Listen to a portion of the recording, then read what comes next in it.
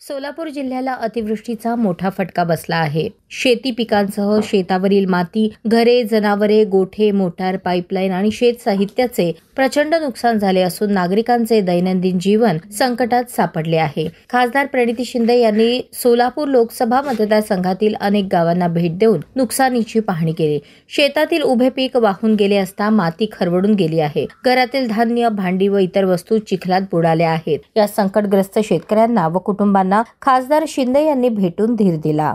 खासदार प्रणिती शिंदे यांच्या वतीने सोलापूर लोकसभा मतदारसंघातील मोहोळ तालुक्यातील पीर टाकळी, शिवणी, तिऱ्हे, विरवडे, कामती, आष्टे, कोळेगाव तसेच अक्कलकोट तालुक्यातील तिऱ्हे, शिवणी, दक्षिण सोलापूर तालुक्यातील वांगी, वडकबाळ, मनगोळी या गावात गरजूंना जेवणाची व्यवस्था, चादरी, टँकर आणि काही ठिकाणी जीवनावश्यक वस्तूंच्या किटचे वाटप करून मदतीचा हात देण्यात आला। पुराच्या दृश्यांनी मन हेलावून टाकले असून अतिवृष्टीमुळे शेतीसोबतच गोठे, चारा आणि पशुधनाचे मोठ्या प्रमाणावर नुकसान झाले आहे। अनेक जनावरे दगावली आहेत। शेतकऱ्यांचे त्यांच्या पशुधनावर जीवापेक्षाही जास्त प्रेम असल्याने त्यांना ही हानी अधिक वेदनादायक ठरली आहे। जितक्या वेगाने माणसांना वाचवण्यासाठी धडपड केली जाते तशीच मुक्या जनावरांसाठीही सोय झाली पाहिजे म्हणून खासदार शिंदे यांनी मोहोळ तालुक्यातील विरवडे, कोळेगाव, शिंगोली, तरडगाव आणि शिरपूर या गावात सुग्रास, मुरगास आणि पशुखाद्याचे वाटप करण्यात आले। या आपत्तीच्या काळात माझा शेतकरी आणि ग्रामस्थ एकटे नाहीत, त्यांची लोकप्रतिनिधी म्हणून मी त्यांच्या मागे ठामपणे उभी आहे